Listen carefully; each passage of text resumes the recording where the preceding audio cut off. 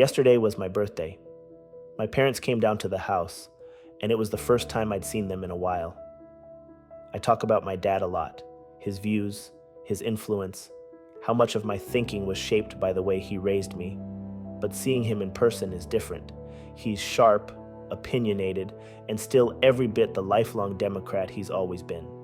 But where he holds that line hard on the left, I tend to lean more center. Not because I agree with the right, but because I don't agree with blind loyalty on either side. He'll come down hard on conservative talking points, and my instinct is to challenge him, not out of rebellion, but because nuance matters to me. I like seeing both sides. It's just how I'm wired.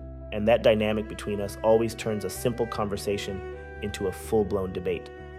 So we're sitting at the dining room table, catching up, talking politics like we always do, and next thing you know, a Trump video pops up on my feed. It was the clip from Fox News, where Trump starts talking about farmer responsibility and how farmers could essentially be given ownership, or at least legal responsibility, over undocumented workers. I played the clip out loud, and it was like throwing gasoline on a fire. Within minutes, we had people on speakerphone, debates flying, everyone trying to unpack what we just heard. And honestly, it wasn't just noise. It was real emotion, real disagreement about what's right, what's dangerous, and where the line is between strong policy and structural abuse. The whole conversation lit something in me that I couldn't let go of all night. Because the truth is, that moment at the table didn't just reflect my family, it mirrored the state of the country.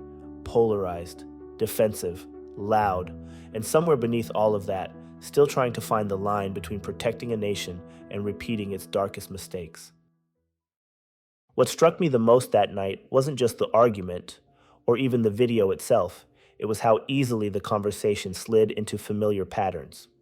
My dad, like many others who've been through real struggle, sees Trump as a threat to democracy, plain and simple. For him, anything that comes out of Trump's mouth is wrapped in danger.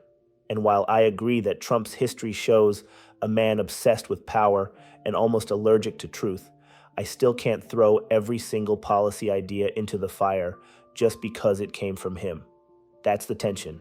That's where I live. Somewhere between understanding that structure matters and also recognizing that the structure is only as stable as the hands controlling it. And what he said in that clip about farmers taking responsibility, about workers not receiving citizenship but still working and paying taxes, felt too damn close to something we've seen before. Let's be real. There's a long, bloody history in this country of people being allowed to exist solely for the labor they provide, tied to landowners, overseers, bosses. You can call it responsibility, you can call it management. But when someone's presence in the country is dependent on their usefulness to a person in power, that's not freedom, that's indenture. And when it comes to undocumented labor, especially in agriculture, we're already dancing on a dangerous line. Trump's language didn't create this risk, but it absolutely amplified it. The phrasing wasn't accidental. Owner responsibility isn't something you say offhand. It's something that frames a person's existence as a transaction. You work, I vouch. You slip up, I revoke. That's not a partnership, that's control. And here's the thing, there are people who hear this and think it's a solution. They think, well, if they're already here, at least give farmers a way to keep the ones who work hard. It sounds practical. But that logic only works if you erase the historical context and the power imbalance that comes with it. Because what happens when the responsible party turns toxic? What happens when the undocumented worker has no real recourse, no safety net, and no protections? If their visa or legal standing is tied to one employer, what stops that employer from exploiting them? Nothing. And that's the point. That's why this conversation isn't just about policy, it's about power, who holds it, who loses it, and what we allow under the illusion of legality. This is where I circle back to the big, beautiful bill. Because when you start connecting the dots between Trump's quote and the bill's deeper agenda, a pattern forms, and it's bigger than any one proposal. The bill pushes for dramatic cuts to federal oversight. The Department of Education, slashed. Environmental protections, reduced. Public health care funding, on the chopping block. All of that might sound like standard small government talk, but look closer and ask, what's actually being decentralized? What's really being handed back to the states? Or worse, what's being handed to private power under the guise of freedom? Because if you're stripping away oversight at the same time, you're offering employers the right to sponsor or own undocumented workers, you're not creating opportunity. You're creating a system of quiet dependence. You're laying the legal groundwork for something that mirrors economic feudalism, one where people aren't tied to land anymore, but to employment, to corporate owners, to political benefactors. And if the only thing keeping you safe in this country is your relationship to the person who profits from your labor, that's not immigration reform. That's 21st century indenture. Here's the kicker. None of this happens overnight. It's subtle. It starts with language, with policy drafts, with the reshuffling of departments most Americans never pay attention to. It's not a conspiracy, it's just math. If you remove oversight and increase dependence, control flows to the top.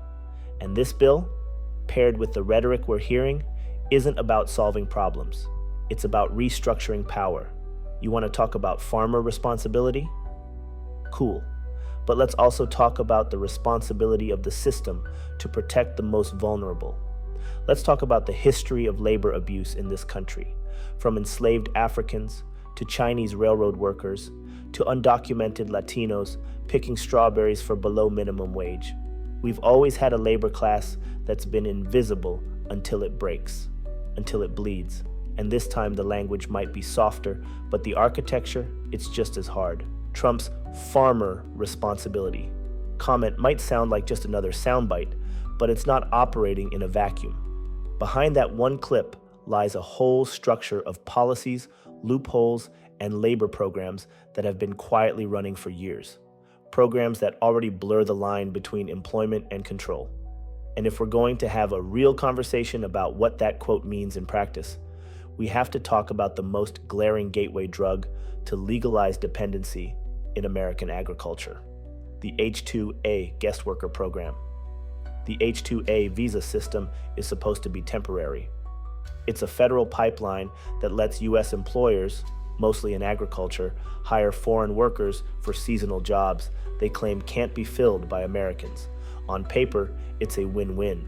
Farmers get reliable labor and workers get legal entry into the U.S. to earn a living. But that's the surface level version.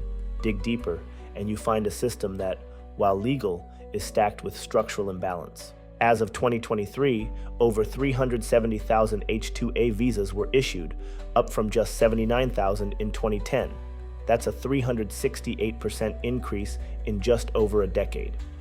These workers are the invisible spine of America's produce aisle, doing work most of us will never see.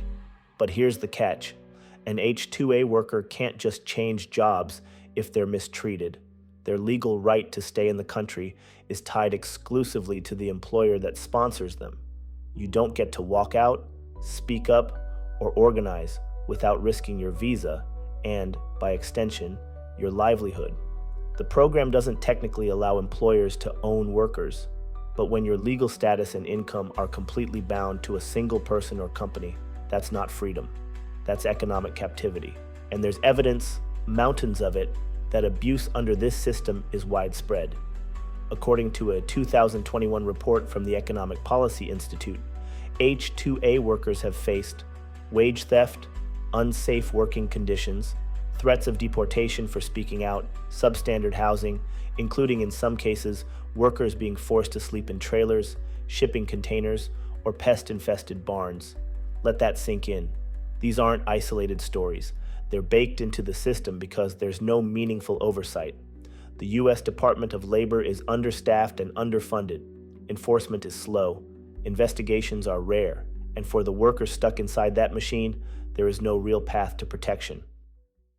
So when Trump says farmers should be given legal responsibility or ownership over undocumented workers, he's not proposing something new. He's proposing a formal expansion of an already flawed system, one where the only difference is that the workers aren't just undocumented, they're now unofficially tethered to a single employer with zero path to citizenship. And that's the pivot. He's not talking about citizenship. He's not even talking about immigration reform. He's talking about labor control. Understand what that means? A class of people who live here, work here, pay taxes, but have no political voice, no legal protection, and no long-term security. It's not a policy designed to uplift. It's a policy designed to contain. Now pair that with the big beautiful bill, which guts the Department of Education, scales back the Department of Labor, and transfers power to the states with little to no accountability, and you start to see the foundation for something bigger, something more dangerous. A national model that allows private employers or state-controlled agencies to regulate, contain, and benefit from a class of permanent laborers with no way out. And here's where it really gets slippery. Under current law, undocumented workers already contribute billions in taxes. Yes, billions. According to the Institute on Taxation and Economic Policy, undocumented immigrants contribute an estimated $11.7 billion annually in state and local taxes. They're paying into a system that many of them will never be allowed to fully access. No voting rights, no safety net, no guarantee of protection. Now imagine giving a single employer the keys to that worker's legal existence. You don't have to imagine long, because we already have case studies where that dynamic plays out, and it's never in the worker's favor. We're not talking about hypothetical futures. We're talking about systems already in motion. Trump's quote didn't create the structure, but it did make it bolder, louder, and far more dangerous in the wrong hands. And this is where the scaffolding really starts to show, because labor exploitation doesn't live in isolation. It thrives when systems around it look the other way. And under the big, beautiful bill, that's exactly what's being engineered. A future where oversight is intentionally gutted, responsibility is outsourced, and enforcement is shifted away from centralized protections into fragmented, state-by-state chaos. Start with immigration enforcement. Under current law, ICE already works with private detention contractors, companies like GEO Group and Core Civic, to detain undocumented immigrants. These private facilities operate under the guise of efficiency and cost saving, but they've been repeatedly cited for human rights violations, lack of medical care, and abuse. These companies make billions annually in taxpayer-funded contracts. Now imagine this same playbook applied not just to detention, but to employment oversight. If the federal government steps back, as the big beautiful bill proposes, who ensures that workers tied to employer sponsorship aren't being abused? Who steps in when a farmer responsible for undocumented labor decides to withhold wages or provide substandard housing? In many red states, labor departments are already underfunded, politicized, or both. If this becomes state-administered, there is no consistency. There is no federal standard. It becomes a patchwork of rights defined by governors and state legislators who may have zero incentive to protect immigrant workers, especially when those workers can't vote, can't unionize, and can't organize publicly without fear of deportation. Even the Department of Labor's own 2020 audit warned that fewer than 1 in 50 H-2A employers were ever investigated, and enforcement actions were rarely followed up. That's under current federal policy. Reduce that federal reach further? That number doesn't shrink, it disappears. Now add another layer. The big, beautiful bill includes provisions to slash funding for duplicative federal programs, which includes not only education and healthcare, but also labor protections, OSHA enforcement, and Department of Labor inspections. It's all positioned as fiscal responsibility. But let's be clear, cutting these programs doesn't just trim fat, it removes the referees. And without referees, power tilts. Every single time. Think about the domino effect.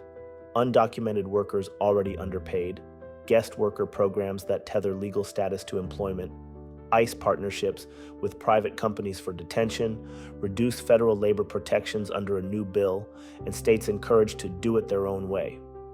What we're building isn't just policy shift, it's structural submission. It's the deliberate creation of a workforce that can be taxed, used, and discarded, all while being held just outside the reach of rights. Even if you believe in border control, even if you believe in streamlined immigration, this isn't that. This is control without citizenship. This is compliance without freedom. This is labor without rights, with legal cover for the employer and little recourse for the worker. And what's unimaginable to me is that Trump's statement didn't come with fine print. It wasn't buried in legalese. He said it out loud, on camera, at a press conference. And the story barely made a ripple in the national news cycle. Maybe because it sounded like a policy idea. Maybe because it didn't come with visuals of children in cages. But if you understand the history, if you've studied labor control, if you've seen what happens when power gets lopsided, then you know the slope we're already sliding down. We've done this before. This isn't new. It's just rebranded. In the 1800s, the same justification was used for convict leasing after slavery ended. They're not slaves, they're prisoners who owe a debt to society. In the early 1900s, it was company towns that paid workers in scrip instead of real wages. And now, it's visa programs that restrict your right to leave and proposed responsibility clauses that would make undocumented labor legally dependent on individual landowners. It's the same story, new book cover. The big beautiful bill doesn't create this system, but it guts the barriers that could stop it. It sets the stage for exploitation to go unchecked. It empowers states and private actors to handle things their way. And if we're honest, we already know how their way looks when no one's watching. There's a moment somewhere in every conversation about policy where people start talking about intentions. Well, I don't think they meant it like that. Or maybe it's not ideal, but it's not slavery. That moment is where most debates stall. People stop looking at impact and start defending hypotheticals. But policy isn't judged by intent. It's judged by structure, by how it functions in real life, on real bodies. So let's talk about what's actually being built here. The quote Trump gave, farmer responsibility, owner responsibility, isn't theoretical. It's a direct pitch for a labor control model where undocumented workers remain in the U.S., continue working, pay taxes, but are tethered to a private employer for their right to exist. That's not oversight. That's not order. That's ownership with legal padding. When you pair that rhetoric with the structure of the big, beautiful bill, the threat isn't just rhetorical, it's systemic. Because the bill slashes federal labor protections, defunds oversight agencies, decentralizes regulation to the states, reduces education and public programs, and creates room for public-private power handoffs with minimal accountability. And if you think that won't be used to control people who lack full citizenship, you haven't been watching the history reruns closely enough. This bill doesn't just reduce government, it redefines governance. It says we don't need national standards, that each state can determine its own path, that companies can be trusted to self-regulate. But we've seen that story already in housing, in banking, in healthcare, in environmental justice. And every single time, the people who pay the highest price aren't the wealthy. They're the poor, the working class, the undocumented, and the unseen. If this bill becomes the blueprint for the future, we're looking at a country that's slowly replacing national rights with conditional privileges. One where your stability depends on who you work for, not what protections the Constitution promises. And that's the part no one wants to say out loud. This isn't about Trump alone. It's not even about the Republican Party alone. This is about a long arc of policy shift, one that's been decades in the making, that trades in moral neutrality to preserve capital and control. It's the slow erosion of oversight dressed up as state freedom. And that erosion doesn't come for everyone at once. It starts with the people least able to fight back. So let's close this with the real questions, the ones we have to ask if we're serious about truth. Who benefits from a system where labor is legal, but citizenship is denied? Agribusiness, landowners, politicians who promise tough immigration while depending on that labor class to keep their economies afloat. They get cheap labor, political cover, and no accountability. What happens when oversight is gutted and the power to regulate is handed to states with poor labor records? You get fragmentation, confusion, inconsistency. In red states, you get silence. In blue states, maybe protection, but that's a geographic lottery. Workers' rights become zip code dependent. When? Now this isn't 5 years out. The bill is moving. The rhetoric is already here. enforcement trends, ICE contracts, H-2A expansions, they're all in motion. Where does it go if unchecked? Toward a future where a subclass of people, mostly brown, mostly poor, mostly voiceless, exist in America to work but never belong, where labor is welcomed but life is conditional. Why does it matter? Because once the country accepts the idea that some people can be legal but not equal, it doesn't stop there. The slope doesn't care about your citizenship papers.